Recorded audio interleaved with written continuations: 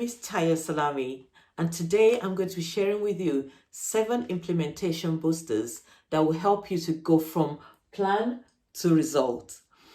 The reason why I'm sharing this is because I did a survey recently in my Facebook group and asked people the question, what's harder when trying to implement your plan? Is it the starting? Is it carrying on once you've started? Or the end bit, the last 5%? And the truth is, it's very easy for any of us to fall into any of these categories. But some people are better at certain things than others. But what I know, and I was just testing that theory, is that most people actually have the zeal to start a new thing once they set their mind to it. Once they put a plan together, they want to get it going. But I also suspected that most people struggle with that in between. Once they've gotten started, once the process starts, and life starts to happen around it. Customer queries come up, new clients come on board, which are all good things, like the new clients coming on board. Things happen, the washing machine breaks down, anything could happen. And this takes us away from the good intentions we have of implementing our plans, and it can be difficult to get back into it. And sometimes it might be that we come across things that we can't do, or new skills we might need to learn to be able to carry on, but then we get distracted, we move on, and we end up not completing what we set out to do.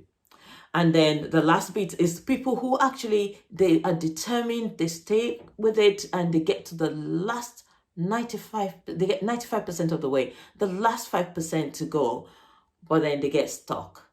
They get stuck perhaps because they need additional skills, or they need someone else's help to finish off. So they have books that are written but not published.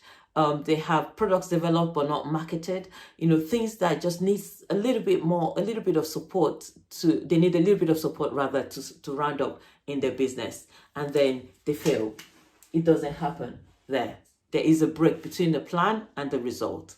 So today I want to share with you 7 implementation boosters that would help you to go from plan to result so that you get the results that you want in your business. So the first one I'm going to share is to make sure it is connected to purpose, a bigger purpose. It's very important that whatever you want to do in your business, that you plan to do, is connected to a purpose. And that purpose would be usually around your why, the reason why you're doing it at all. I always say to clients, when I ask you why you're doing something, be prepared for me to ask you why and question your why I tend to do it at least 3 times. And the reason is this: the first thing that comes up when you say why is never really the key, the main reason. I'll give an example. If I said to you, my plan is to write a book, and you ask me why. Now, my why could be because I want to increase my reach. I want to be able to build an audience for my business. And then you ask that second question, the second why. Why do you want to build an audience? And I tell you, it's because I want to connect with my ideal clients. And then you ask me the question again, why do you need to connect with your ideal client? And my answer could be because I want to sell more. I want to sell more of my services, my products. And then another why, we're now on the 4th why. Well, I want to sell more because I want to be able to extend my house. You could ask me why again, we could stop there. But if you asked me why do you need a bigger house? Why do you need to extend your house?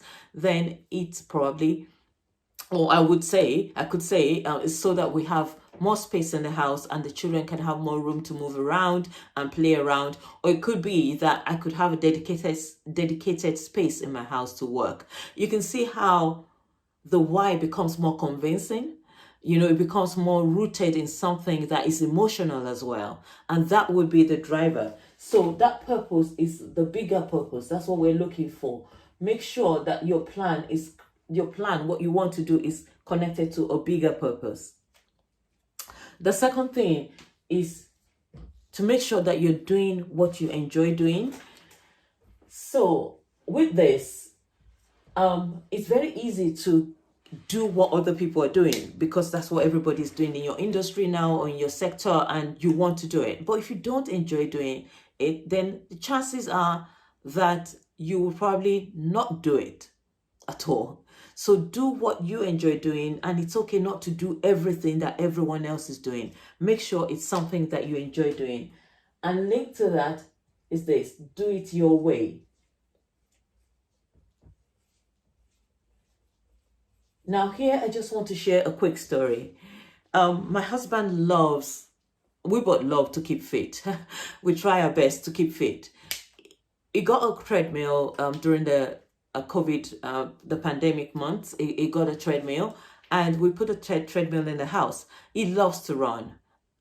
I loved I thought I loved to run, and I tried to run, but I couldn't keep up with him. Not that I was trying to keep up with him, but I tried to run because he was running, but I did not enjoy it at all.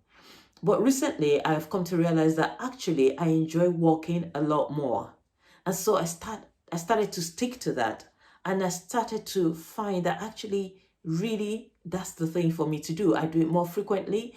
I enjoy walking, not on the treadmill, but actually going outside for a walk. My husband likes to be on the treadmill in the house, and that's fine. He doesn't like running outside. I love to walk outside. So I do the things, I achieve my goal of keeping fit by doing what I enjoy doing, and by doing it my way. End result is still the same. Okay. The other thing to do is to set patterns, habits that helps you to stay on track.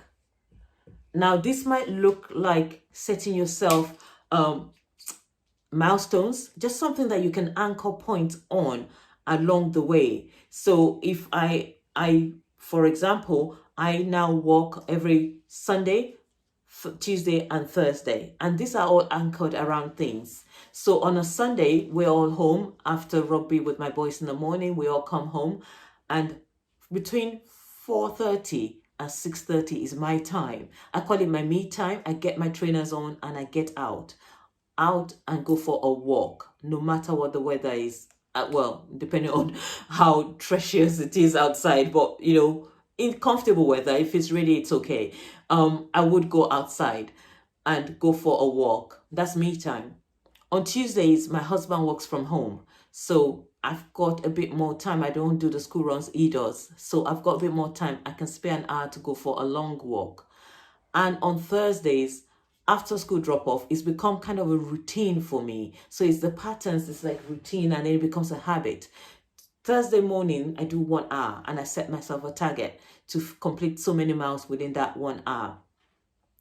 That would definitely help you to keep carrying on. So for example, let's go back to the book, writing a book example. If you're writing a book and you want to go through a chapter a week, for example, and you could set yourself a pattern around perhaps your wake up time, or your or after school drop off. If you've got children you've got to drop off, or something that you can use as an anchor, so you know when this happens or before this happens, I do this. That would help you to keep going, because it'll be a constant reminder that you need to be working on this. The fifth thing is to track how you're doing. Track it. I mentioned milestones earlier. Set yourself little targets in between, so that you can track how you're doing. Because when you track how you're doing, it motivates you. It motivates you to keep going. Celebrate and plan to celebrate the little wins. I'll talk about that in a minute. But when you get to your milestones, you can look at your progress, and that would encourage you to step on, and keep going towards achieving what you plan to do. The other thing to do is to make sure you have accountability. This could be from your team. Just talk to someone about your plan. Talk to them, tell them what you're doing. This is not turning up. Well, okay. Well, I'm sure you can read that. Accountability. Tell somebody what you're doing. Tell more than one person what you're doing. Commit yourself to it by letting people know what you're doing. It can be scary. And sometimes people don't want to do this because it's like, oh, what if I don't do it? Well, it's your timeline, it's your deadline. If worst case scenario, you change it. But doing that, making yourself accountable, one, helps you to have cheerleaders, people that are asking you how you're doing, not in a pressured way. Most times people just want to encourage you and support you to achieve what you set out to do for you. The second thing is that it actually motivates you as well. They are cheering you on, and then knowing that people are expecting you to do this motivates you. So, like I said, it could be your team, it could be your coach, it could be your mentor, it could be a friend in business, it could be people in your network, it could be your partner, it could be your children. Make sure you have someone or some people holding you accountable to deliver on what you plan to do. Okay? And lastly, the seventh thing is something I already mentioned, is celebrate.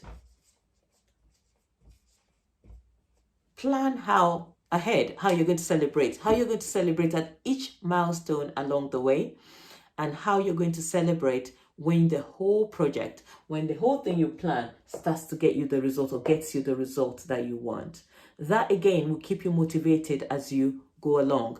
Don't wait until you have the big win before you celebrate. Celebrate at the milestones as you're tracking it, because tracking it helps you to know how you're doing, and then celebrate those wins as you go along. I hope you find this useful. Let me know in the comments which of this you're already doing, and which of this perhaps, or which of this you will start doing. I would encourage you to do all of it, because if you do all 7 together, wow, you will definitely be getting the results you want in your business.